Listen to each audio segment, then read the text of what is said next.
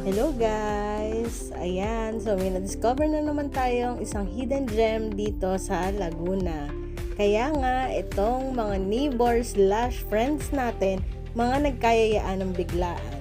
At ito na nga, bumiyahe na kami, kaya samahan nyo kami sa aming travel! Kung gusto nyo nga malaman kung saan ang lugar, panoorin nyo lang ang video na to hanggang dulo.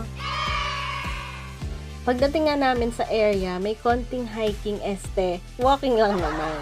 Pero super sulit naman ang walking guys, kasi ganito ba naman ang vibes na makikita nyo. Kaya hindi kayo mabobore. Tapos pagdating namin sa glamping site, merong reception area, sasalubungin kayo ni sir na napaka-accommodating. Promise, accommodating silang lahat.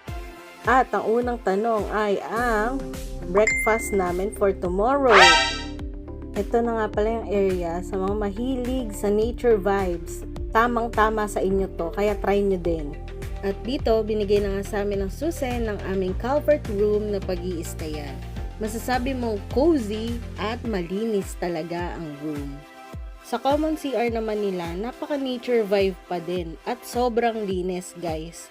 Tapos, nagpa-provide na sila ng mga shampoo, alcohol, body wash, tsaka ng hand soap. Kaya, hindi ka na mamomroblema if may naiwan ka.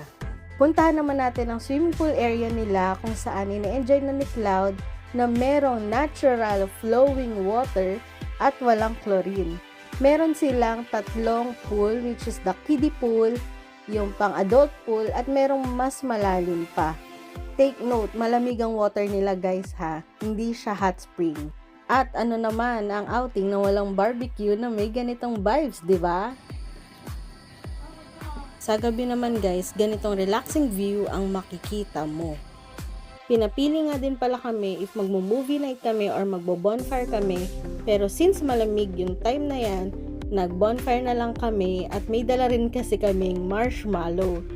Ni-ready lang namin bago kami magpunta doon sa area.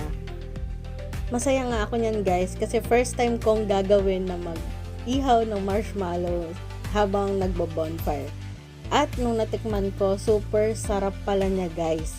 Hindi na namin tinigilan ni Marvin pero may limit talaga. Ang sugar, bawal tumaas. Kitang-kita na enjoy kami ng mga friends namin habang kumakain at nagdadaldalan.